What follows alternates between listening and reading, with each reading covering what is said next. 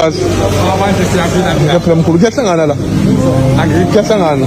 La kuyahlangana phela. Kuyahlangana. Senze ngapi manje namhlanje? Kusho ukuthi ithotali ke alikho kuba manje ngoba sebenza nje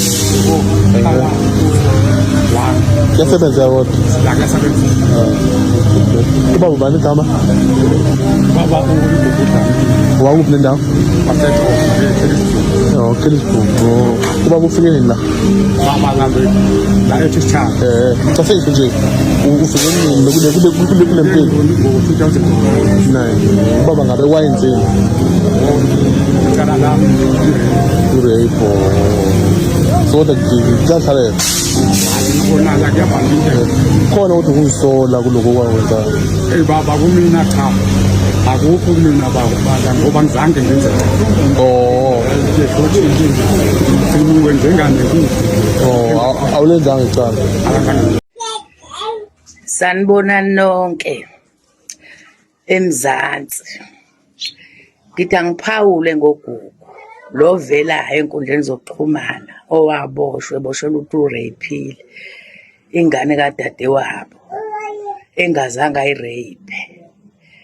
Untuzu unecala phambi kwaNkulunkulu ngoba unonto omdala namhlanje ekufanele ukuthi ingane wakhuluma naye, ingane yayisho ebantwini ithi akazangithinta umalume.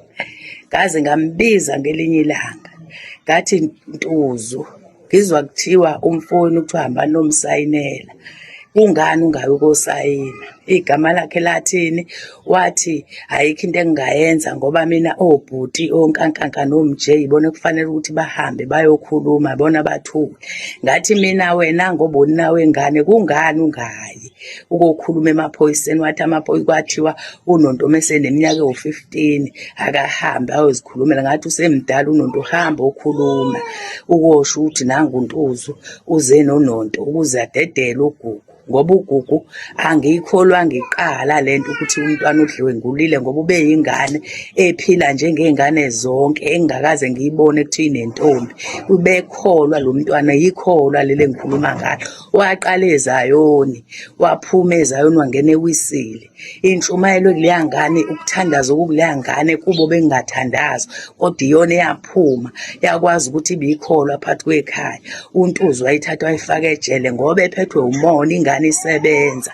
Wathathwa zonke impahla zami, ngisho imbhedi ithengile kade isebenza ema-orintshini efemini.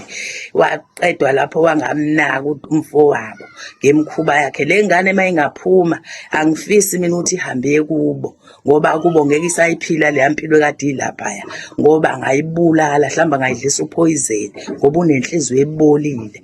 Ngifisa mina inkantolo imthathu uNtuzu imvalele, usaphila usemusha, ufise ukuthi adonse naye abuze ubuhlungu abuzisa ingane yakwabo engakaze ayibheke nangelilodwa ilanga ingenzanga lutho, azi kahle ukuthi ayinacala kodwa kuwuyena oyithatha oyivalela lapha ejele ngoba enenhloso zayo kade eyifuyisa enhliziyweni. Ngifisa ukuthi uNtuzu akwazi ukuyogwetshwa ejele ukuze nale ndoda omfazi ahleli nayo ayihlukumeza. Inkosikazi ishadile, wathatha indoda yenkosikazi ikwazi ukugoduka iphinde ekhaya. Usonto amanyala ayikho into ayisontayo, usonto eposto nje ayikho into ayisontayo. Unenhliziyo embi ngoba ukwazi ukuthi omunye umfazi angakwazi ukuhlala nendoda akondlelwe ingane, kondlelwe yena, adla imali yakhe. Uyise uyahlupheka, akwazi ngisho ukuthatha isidwedwe sikayise siwashe ethi uyintombazane uyedwa egcekeni. Urabishi nje wentombazane ongeke uze uyazi ukuthi uzoyibala uthini empilweni. Ngaxolisa ukusho lelo gama, intukuthelo engaphakathi ngoba inhliziyo yami yayilokhu ibalisa iminyaka ngale ngane ngoba ngiyayazi ukuthi kwakuyingane ephilayo, ingane engeke uyizwe ithi nxa, eyazi ukukhuleka kuphela. Inhliziyo yami ibuhlungu ngoba bengilo ngibalisa ngithi uNkulunkulu uzamkhumbula uGugu ngelinye ilanga ngokukhuleka kwakho. Mfana wami uphumile namhlanje uzophuma kodwa angifisi ukuthi ngabe uGugu ayohlala. Ngifisa ukuthi uNkulunkulu mangabe khona bamxhasayo athole indawo kwenye indawo lezokwazi ukuhlala khona, abe nokuthula empilweni yakhe, akwazi uyobheka uyise ukwazi ukubhanda indlu ngezandla, azimisele indlu ngoba efuna indawo yokukhosela ahlale ekhona umntwana wakhe ambukela ngenzi lutho, athathe ukuthi yena uzodla imali. Mebona impesheni wayedla imali kayise engenandaba noyise, uyise ehlupheka engenalutho, uyise ekhona ey'ntombazane. Ngiyabonga Ntuzu, uNkulunkulu uyaphendula ekugcineni. Uyabona incwadi kaMshumayeli wesithathu ithi konke kunesikhathi. Sesifikile isikhathi namhlanje sokuthi uGugu akhululwe, kodwa wena kufanele uyongena phakathi ejele ubuze ubuhlungu omzwise ebona iminyaka engaka engakaze enze lutho kwena ngenxa yenhliziyo embi onayo, ongayazi ukuthi wawunenhliziyo embi nje kwakwenze njani. Ngifisa ukuthi umthetho udlale indawo yayo, uGugu athole indawo lezi ahlala khona, athole ukuphumula, ngoba uGugu umuntu oyikholo angeke ayiphile le mpilo eseyiphilwa lapha. Ngisho ubaba wakhe ngiyabonga mezophuma esaphila ambone umntanakhe, yize naye ubaba wakhe umbone ukuthi uphatheke kabi, kodwa ayikho into azayenza ngoba uyikhehla mdala, ugugile. Kodwa uNtuzu ukhona, unesibindi sokuthatha ingane yakho abayibophe ayivalele ejele ngento ayazi kahle ukuthi unembezo yamudla. Namhlanje uNkulunkulu uphendulile-ke ukuthi kuze kulunge izinto, akuvele iqiniso ngoGugu. Ngiyabonga kubo bonke abakhulumile nabayisukumele lento ukuthi ingane izikhulunywe, isukuma umhlaba wonke ukuze ingane ithole ukukhululeka, ngoba sasingazi ukuthi soyikhipha kanjani, soyisiza kanjani. Ngiyabonga. Sanibonani, welcome back to kwenye i-video. Okay, welcome back. Asikhulumeni ngalolu daba lukababa uGugu Dlamini. I think I'm getting the name right. Of course ngizoba ne-clip in the beginning ukuze uzubone ukuthi ngikhuluma ngobani. Ulo baba kuthiwa ke waboshwa kudala, kuthiwa ke udlwengulile ingane kadadewabo engayidlwengulanga allegedly, njengoba ke manje ngathi useneminyaka lapha ejele. Uyabona nje ubhizi uyasebenza laphana, siyazi ukuthi bayasebenza ejele, something like that.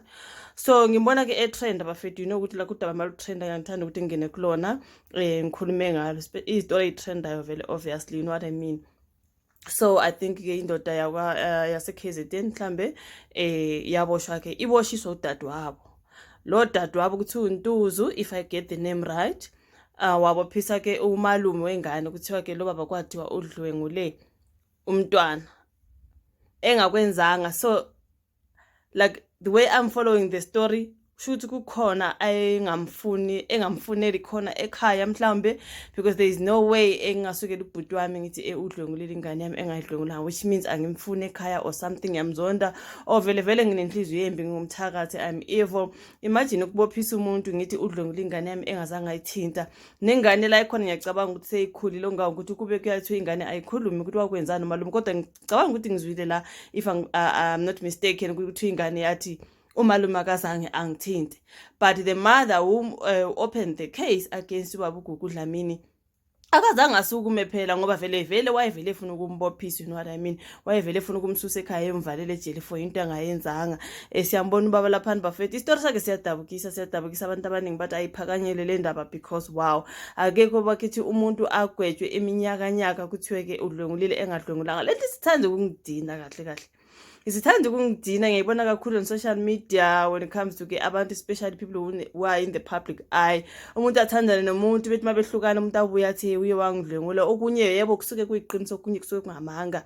Abantu besifazane sesithanda ukukhohlakala abanye bethu, lokho sokwenza ukuthi those real victims abasuke bedlwengulwe okwangempela abasakholwa muntu ke mangabe sebephumela obala bethi ngidlwenguliwe, because of such people, you know what I mean. Ithanda ukungidina ke kababa, ngoba kuyabonakala ukuthi ngathi seneminyaka eminingi esejele, you know what I mean. Okuthi sokudina abantu abaningi bafethu. Of course ungayenza into bafethu, kuthiwa ke okunempondo akufihle emgodleni, angeke ukufihle. Manje iqiniso ngathi seliyaphumela obala ukuthi uyashuwa laphana, even in the beginning kuleya clip uthi angenzanga lutho, and nengane kuthiwa yasho yathi malume akangenzanga lutho. So lo Ntuzu yena, what was your mission? Ukuthi ubophisa umfowenu umvalele ejele iminyakanyaka entweni angayenzanga, obumzondelani? Like honestly speaking, I mean ngiyafisa ukuthi kube lo baba kungaphakanywa, like aphume ejele, athi mayephume ejele then Ntuzu woman must be arrested. Kuzomela aboshwe lo sisi lo mama, whoever she is, kuzomela aboshwe. Icala elibomvu lelo ukubophisa umuntu ukuthi wenza ulutho engalwenzanga, usazi for sure, usazi kahle ukuthi akalenzanga, just ukuthi wena angazi uyathakatha noma mhlambe there's something wrong with you. Kuzomela aboshwe ngempela. Ngiyabona ukuthi abantu abaningi ngathi bayiphakamela leyo ndaba. Ngajabula kakhulu ukuthi simbone umalume ephuma lapha nakhona bafowethu, because imagine iminyaka eminingi kanga. And ngizwile mangabe ngiya lapha ka comment section abantu bakhuluma ngokuthi ngathi kuthiwa ngene na 19. Imagine you are still a young guy kuthi obesebenzela futhi engumuntu othandazayo, you know what I mean, udadewabo nje wafuna ukumkhupha ekhaya, wangamxoshanga ke than ukuyomvalela ejele for something that he didn't do.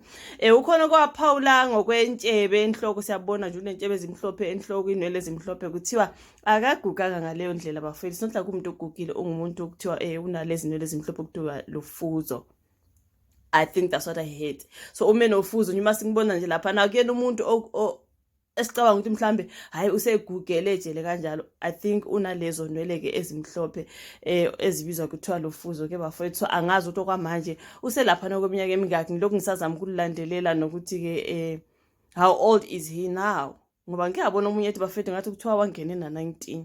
I wonder nje yo lolu daba ngithemba ngilubona bafethu lavele wangidabukisa. Anyway, ngizo-inseta ama-clip eyaqala izoba sekuqaleni, eyinye izolandela manje. Ngicela ungahambi, ngizo-inseta i-clip yomama, angazi umakhelwane noma isihlobo esikhulumile ebeka kahle udaba ke lokuthi kuthiwa ke umntwana wathi akamenzanga lutho malume. Nakhona why kanti ama-test engenziwanga? Phela yazi makuthiwa umuntu udlwenguliwe ne, ngiyacabanga ukuthi malume sesibhedlela laphana akhona ama-test enziwayo to prove ukuthi ngempela ingane idlwenguliwe and stuff. Why that wasn't done? Wavele wasola kwathi udlwenguliwe, wathatha umalume wayevalela ejele, ingane yona ingadlwengulwanga. Aye 10 ama-test. Like something is fishy there. Angazi bafethu, but anyway sizoqhubeka sikhulume ngalo daba ngoba ngiyabona ukuthi lusemphakathini and luhlukumeza abantu abaningi bafethu. Kwamina nje umuntu engingamazi bafethu, I don't even know the man, but ngithemba ngithi ngiyalandela lo daba ngathi hayibo nayi imhlobo labo. Just imagine the level of evilness kulo mama othi untuzu. Allegedly ngizwa njengathi ukhunywa ukuthi uhleli nendoda ayithathele omunye umuntu bla bla bla. Nje why are you taking your brother to prison? Ayovalele for into angayenzanga, uhlosene. Like honestly speaking, this is evil, man. If family, your own brother. Hayi bafethu, like ngempela let us grow up. But anyways, yeah, I think lawo ma-clips amabili ngizobafaka wonke in the beginning and then lena izoba at the end ke sikhulume ke ngomalume uGugu Dlamini okuthiwa ke inkosi yami wavalele into angayazi. Shame man, ngaze ngamdabukela yazi. Yo